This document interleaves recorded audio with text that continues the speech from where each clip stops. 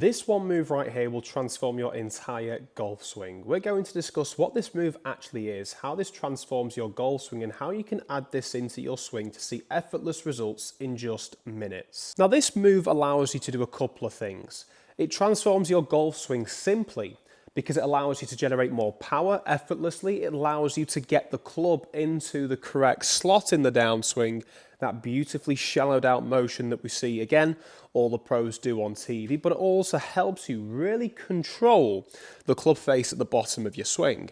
What we see so many amateur golfers do is they'll get to the very top of their swing and they'll struggle to control this bottom point, the low point in the golf swing, especially when it comes to hitting irons, because their first initial move will always be a shift forward, then we lean out the way and try and get the hands involved to hit the golf ball. And then that leaves that leading the edge of the club, leading the race, the golf ball. So thin shots or fat shots now and again, depending on whether you actually try and get that sequence to start correctly. This move is a combination of the body working correctly and also getting the arms, hands and club to work correctly. So let's begin with the body movement. How can we get this body movement into our golf swings much quicker, very quickly, to see those effortless results? Well, to begin with, we notice the pros have a combination of the rotation and the tilt into the top of the swing. As you can see from this video here, we get those shoulders working on this tilted motion as opposed to getting very much so lateral. We also see they're rotating their hip round, adding that pressure that way onto this trail side of the body, working all the way up to the top of the swing where the sternum's facing towards the camera angle and the back is facing towards the target. So they get a great amount of rotation and tilt working their way up to the top of the swing. And the easiest way to achieve this is by starting off with your hands and placing them either side of your thighs. And if you're at home watching this, stand up and do this with me so you've got this straight away. Take your stance ever so slightly wider than shoulder width apart. And just to begin with, we're going to work on the tilting motion. So I want you just to allow your lead hand to go down towards your lead knee, then get your right hand to go down towards your right knee. This is how the tilted motion will work in the backswing and then downswing. Downswing this move, backswing this move. So as your trail shoulder lifts upwards, think of that as your backswing movement. So we've got this tilting motion either side. Now we can take our feet ever so slightly wider than shoulder width apart, tilting over in our posture, keeping our hands either side of our thighs. Now step 2, we're going to add the rotation and get this tilting motion at the same time. So it's going to feel like to you that the shoulders working more on this upward and downward motion as the body twists round and round. So lead hand down to lead knee as the trail hand works towards the lead hip. And that allows me to really get this rotation, but also maintain this tilt that we were getting from step number 1. We've got that tilting motion, this great amount of rotation, working our way up into the top of the swing. This limits any shifting motion in the golf swing because when we get up to the top, we're not going to want to shift forward because we've rotated. We're going to want to react and rotate on the way through. So we've got this tilting motion, back and forth. Now it's time to add that rotation into the downswing. Just before we start the downswing and do this opposite movement, we want to be adding a little bit of a squat into that downswing to help start the sequencing of that downswing from the lower body, just like we see all those tour pros do. So we've got this motion working our way up to the top. Again, just before we allow this lead hand to work towards the hip and the trail hand to work towards the knee, we're going to allow for a squat to take place. I've not moved my body, I've not rotated my body or started tilting in any way, shape or form.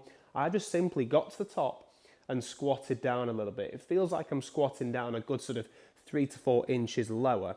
And what this is going to allow me to do, again, start the downswing from the lower body, but the main thing in particular is for the correct reaction to take place. So we're going to get to this point here, and as we begin to get this lead hand towards the hip and the trail hand to the knee, we're going to then allow ourselves to push back upwards from the ground.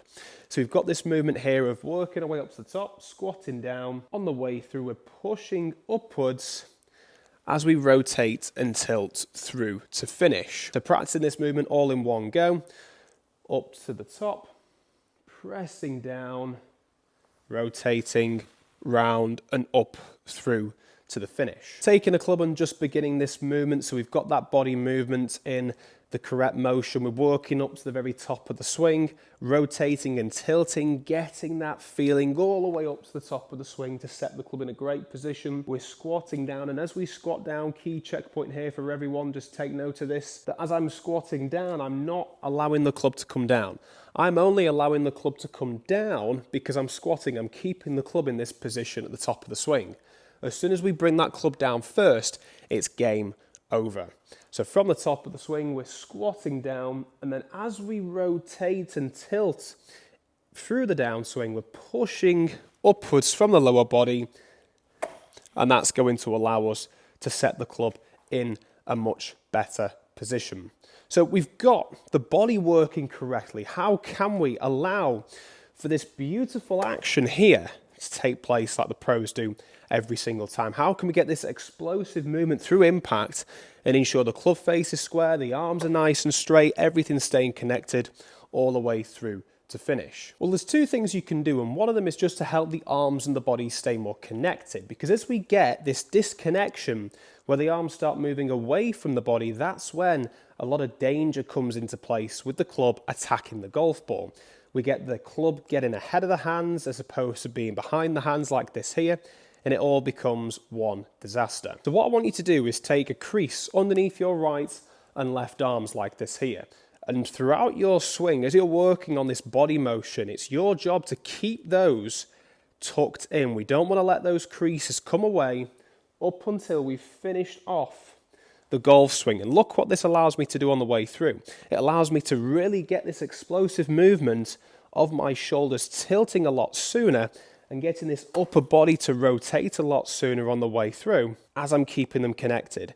If I get them disconnected, it's very easy for them to overtake, and then we almost get into this position here on the way through. By the way, I am offering in-person and online coaching, so if you would like more personalized tips to help you further improve your golf game a lot sooner, click the links in the description below for either in-person lessons or online lessons. Reach out to me and we can help you improve your golf swing. So this final thing that you can do, you can see here I've got this crazy gadget on my right arm, and this is called precision impact.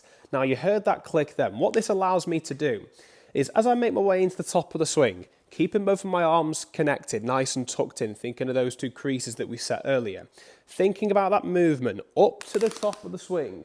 We heard those clicks then, didn't we? This helps us get the club set into the right position, this correct wrist hinge on the way up to the top. It's so important, this, because as soon as we get too extended this way, we're leaving the club a lot of work to do to make contact with the golf ball. It leaves the club face way open, basically. So if we set it like this here, just using this training aid, you can just think right palm to sky if you haven't got one of these. But what this allows me to do on the way through is practice those movements. And then on the way through, it allows me to keep this hinge in my trail arm. Now this hinge in the trail arm is key to perform for longer, because that allows me to keep those hands staying ahead of the club at the moment of impact. And then I can continue to rotate and get the correct release to take place on the way through. And what I love so much about this is that I've already seen results for my own game, practicing this with driver in particular, but I've also given this to some of my students, and they felt like they could really get those wrists set in the correct position to keep those hands ahead at impact. So working our way up to the very top of the swing, hearing those clicks, as many clicks as you can, then we're holding this angle. That's going to take care of itself. Squatting down, pushing back up and through, keeping the arms connected through to finish, and then all the way through to the follow through. Oh, that was nice.